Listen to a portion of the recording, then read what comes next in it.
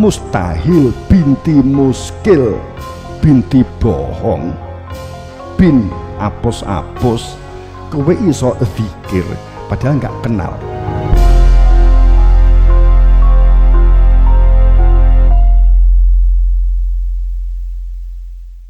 Rp100 juta seandainya yang sakit itu ternyata 20%, obatnya ini adalah ini, maka untungnya adalah segini. Maka ternyata jika yang sakit mung 2%, ya berarti dibuat sakit biar 20%, karena hitungannya terlanjur 20%. Umpamanya kan begitu. Supaya membeli obat, umpama kan begitu. Jadi tatanan kehidupan menjadi rusak yang berfungsi karena hati sanubari. Karena ukurannya adalah duitan kan gitu. Apa nggak boleh ke duit? Boleh, saya kan nggak mengatakan demikian. Orientasi, sekali lagi tadi kan orientasi.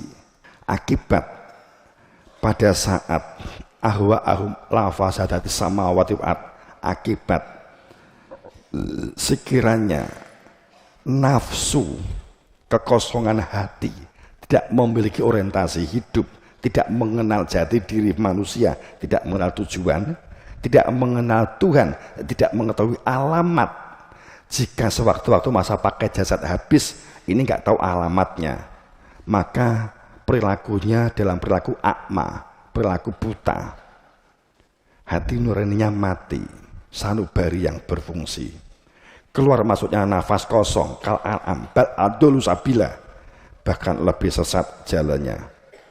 Tidak mengenal hakikat kehidupan, tidak mengenal antara wadah dan isi, tidak bisa membedakan antara hak dan batil, tidak bisa membedakan antara yang terang cahaya dengan gelap, tidak bisa membedakan antara yang hidup dan yang mati. Sehingga yang dikatakan hidup digerak nafas, yang mati yang dipendem. Karena banyak manusia yang bernafas tapi sesungguhnya mati. Tidak bisa membedakan antara orang yang di dalam kubur dan kuburan. Nggak bisa membedakan. Karena tidak mengenal hakikat kehidupan, tidak mengenal fitrah jati diri, tidak mengenal Tuhannya. Sehingga kehidupan berdunianya akan salah orientasi dan salah tujuan. Yang mengakibatkan perilakunya adalah perilaku yang merusak, yang kita ungkap di depan tadi. Teman-teman yang berbahagia, orang yang semacam ini saat orientasi salah tujuan, orientasi salah alamat, orientasinya salah tempat. Jadi kalau kamu sungguh-sungguh karena motivasinya adalah duit, salah tempat. Saat gak ada motivasi, gak ada uang, berarti males-malesan, itu berarti paham buruh, itu kan salah orientasi. Orang yang semacam ini mengerjakan segala sesuatunya akan serba setengah-setengah, serba khawatir dan was-was, diliputi keraguan-keraguan yang sangat. Hatinya bergejolak, hidup itu gambling, bagaikan judi, pikirannya kacau, sepertinya bagi tahap demi tahap, setapak demi setapak memasuki gerbang neraka. Makanya kalau kita mengacu kepada surat Alif Lam Mim dzalikal kitab la raiba fihi, padahal begini, kalimat la raiba fihi itu adalah keniscayaan. Niscaya itu sesuatu yang mutlak ya. Keniscayaan, tidak ada keraguan sedikit pun. Kalau yang hadir di sini ngemut garam, asin, seluruhnya garam, itu tidak ada keraguan sedikit pun, itu adalah garam. Walaupun ditutup mata, tahu persis itu garam, itu la raiba fihi, nggak ada keraguan sedikit pun. Akan tetapi jika ternyata di sini itu berbeda-beda, ada yang mengatakan garam, ada yang mengatakan gula, ada yang mengatakan apa? Upil, ada yang mengatakan keringat, itu pamannya begitu. Karena warna, karena rasa, beda-beda begitu. Setiap orang memiliki opininya masing-masing, setiap orang punya pendapatnya masing-masing, karena memang tidak merasakan melalui rasanya lidah garam, tapi hanya melalui penglihatan mata. Akibat membaca definisi, maka itu adalah dalam keraguan. Jamaah rahimakumullah. Kalimat kondisi dan berkeadaan, la raiba fihi itu kondisi dan berkeadaan mutlak. Sama sekali tidak ada keraguan sedikit pun. Sabang Merauke mengatakan garam semua. Kebenaran mutlak milik Tuhan. Tapi jika tokoh sana, tokoh kini, tokoh sana, tokoh berbeda-beda, la raiba fihi gugur. Seharusnya kita berpikir ada apa dan di mana ketidaktepatan atau kesalahannya begitu. Muhasabah.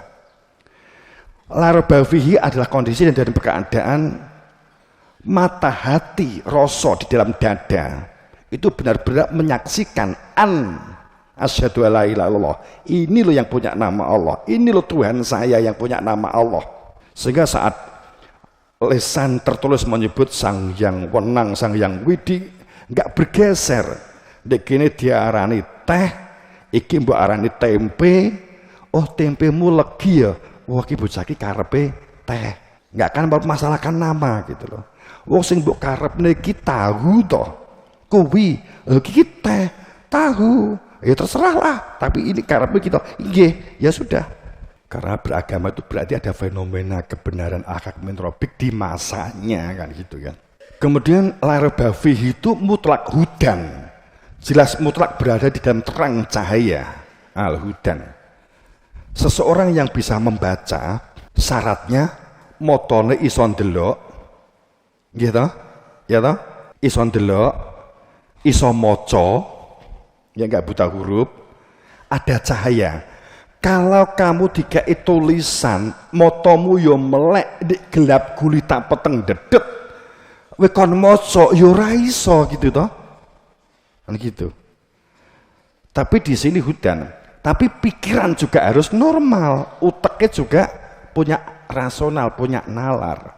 Maka saat seperti itu berarti kita berada dalam posisi la raiba fihi, mutlakan nyatake bersaksi, bukan qaul mengucapkan bersaksi. Jelas mutlak dalam ilmu yang akan membuka hakikat, menunjukkan jati diri fitrah, menunjukkan keberadaan Tuhan. Bukan wawasan bertuhan, bukan wawasan surga, tapi ilmu surga, ilmu yang menunjukkan pintunya pulang, bukan wawasan surga. Ilmu widodari bukan wawasan widodari. Itu yang diperlukan untuk selamat, menghilangkan haus dan dahaga, lapar dan dahaga. Dan itu berarti mutlak. Karena dzalikal kitab, ada alif lam, ada isim ta'rif, ada mabniyun, itu berarti mutlak. Ada yang hak, ada yang sah, ada yang wenang. Ayatnya sendiri menunjukkan dzalikal kitab, alif lam, alkitab, berarti itu mutlak, pasti ada yang hak, ada yang sah, ada yang wenang. Bukan kamu ingin jadi yang sah, kamu kemudian mencari buku, tidak begitu. Makanya kalau kita merujuk kepada itu, ini saya lewati dulu saja. Makanya satu kepastian wa innahu latang zilu rabbil alamin. Dalam kepastian bertuhan, Tuhan itu dikenali keberadaannya, adanya ilmu. Dengan ilmu maka menjadikan semua aktivitas berdunia menjadi hikmah kehidupan. Terbukanya inti kemanusiaan, hakikat fitrah manusia. Maka Pancasila kita yang kedua, kemanusiaan, karena mengenal intinya manusia. Makanya gambare rantai, menunjukkan rantai merantai tidak pernah terputus, awal hingga akhir sama persis, memiliki fungsi menunjukkan inti manusia. Sehingga unsur risalah kebenaran rusulana tata'ro adalah keniscayaan untuk musyahidan, manusia bersaksi, mubasiron, mengetahui untuk apa hidup, kemana hidup, tujuan hidup, tentang hakikat hidup. Nadhiron, ada yang menunjukkan, ada yang membimbing, ada yang tahu persis. Maka inilah banyak di dalam surah Quran, Injil. Kalau kata kita ngaji Injil pun juga akan begini, ngaji Taurat juga begini.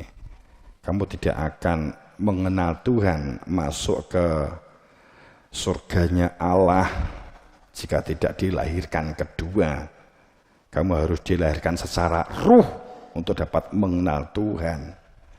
Hanya melalui aku, Nabi Isa ngendikan kan gitu kan. Wada'iyan ilallah bi'idznih, keberadaannya Rasul itu mutlak untuk jadi pedoman dan sandaran kembali kepada Allah dengan izinnya, dan untuk menjadi cahaya wa sirjam munira, jadi cahaya yang menerangi hidup dan kehidupan. Kalau seseorang di dalam benak, di dalam hatinya isinya adalah material, keduwitan, akan menjadi berat untuk diajak berjuang, berkorban dan berbakti. Kamu sambil membaca supaya bisa sambil menghayati. Dan jika hal ini ketambahan materialistik, kehormatan, jabatan, keluhuran, kesucian, maka ilmu yang dimiliki hanya akan nangkring di otak. Banter-bantere mung dadi wong pinter, akhirnya keminter, maka hancur langit bumi dan orang-orang yang hidup di dalamnya. Kita sungguh-sungguh tapi tahu posisi dunia ki mung alat. Kowe gak iso tandur nek gak nek pacul. Kan gitu kan. Kan harus sungguh-sungguh. Tapi tahu posisi gitu loh. Karena hidup itu terkadang ada sosok yang menyembunyikan maksud dan tujuan, menyembunyikan kepentingan pribadi. Ya ini adalah hakikat jin. Ya hakikat jin. Sehingga kadang itu sadar atau tidak, terkadang dalam sebuah komunitas itu ada penyusup yang merusak kebersamaan dan kekeluargaan. Nggak sadar, kadang diri kita sebenarnya menjadi perusak, bisa jadi kita nggak sadar. Maka muhasabah itu sangat diperlukan. Ini kasus-kasus saja ya. Kalau kamu ingin masuk menjadi seorang pegawai, karena kehormatan, karena untuk memperoleh keluhuran, keagungan, material, dan keduwitan, maka kamu akan menjadi koruptor, menjadi pelaku korupsi, perusak suasana, penghalang orang lain untuk maju dan berkembang. Kalau kita masuk menjadi pegawai, karena untuk mendapatkan kehormatan, karena dendam, karena keinginan diluhurkan, karena keagungan, kadang orang kan nggak sadar, anakku sak mangki sampun luhur, mpun dangu, kan gitu. Itu ukurannya kan selalu material. Wong-wong tuanya kadang ya ngajari begitu kan. Kalau kamu ingin masuk menjadi seorang pegawai karena kehormatan, keluhuran, keagungan, karena keduwitan, bentak bahasa begini, maka kamu akan menjadi koruptor. Maka tidak aneh nek pimpinan-pimpinan kita tuh banyak sing dadi koruptor gitu, gak aneh gitu ya. Bahkan menjadi perusak kemajuan dan keharmonisan. Selalu membuat syarat demi kepentingan pribadi yang dilakukan secara bersama-sama. Korupsi berjamaah umpamanya kan begitu ya. Oke, ini saya izinkan. Ini akan saya sampaikan, namun kamu harus begini, kamu harus begini, kamu harus begitu, bayar begini, nanti bayarnya untuk A, bayar untuk B, untuk bayar untuk C. We wani piro, yang gitu. Seandainya nggak ada orientasi, kalau niat kamu masuk pegawai karena ini kan itu, saya bukan menunjukkan ada peristiwa begini, enggak, sama sekali enggak. Saya hanya menunjukkan seandainya kalau kamu masuk menjadi pegawai untuk mengingatkan diri kita, anak-anak kita, itu karena kamu ingin memperoleh kehormatan, karena keduwitan, motor duwitan, materialistik, ya, maka kamu akan menjadi korupsi nantinya. Jadi kamu niat, nyapa berpegawai, saya ingin untuk duit oke, berarti catatan titenono, wes iki mesti korupsi bakale. Gitu. Wes wani piro. Kayak dipestek nih kan gitu. Kalau kamu masuk ke dalam sebuah organisasi yang mewadahi berbagai kepentingan pemikiran anggota-anggotanya, nggak organisasi, gimana nih supaya pikiran kita itu dapat tertuangkan di dalam sebuah organisasi? Jadi pikiranmu apa, pengenku apa, pengenmu apa, pengen mereka apa, pengen dia apa. kebutuhan kita apa, itu dituangkan jadi satu. Biasanya organisasi dibentuk itu untuk menyatukan pemikiran, kan, mewadahi berbagai kepentingan pemikiran anggota-anggotanya, kan gitu. Katakanlah anggota-anggotanya itu orang-orang yang pinter, akan tapi tanpa ketuhanan, tanpa kemanusiaan, tanpa mengenali Tuhan, tidak kehadiran Tuhan, tidak mengetahui tujuan hidup, tidak mengetahui inti manusia. Kebenaran hasil rekayasa, pikiranmu piye, benar menurutmu piye, benar menurutmu piye. Maka kamu, organisasi itu pasti menemui banyak masalah, kerumitan, kesulitan, benturan, cekcok, pecah-pecah pasti terjadi. Wis toh? Nek nek contone, tapi saya mencontohkan seandainya. Kan gitu loh. Ini kan orientasi. Saat seseorang sekalipun tidak berada di dalam tugas dan fungsi pendidikan, umpamanya kita tidak di fungsi pendidikan, maka kita tetap bisa membawa informasi perihal pendidikan.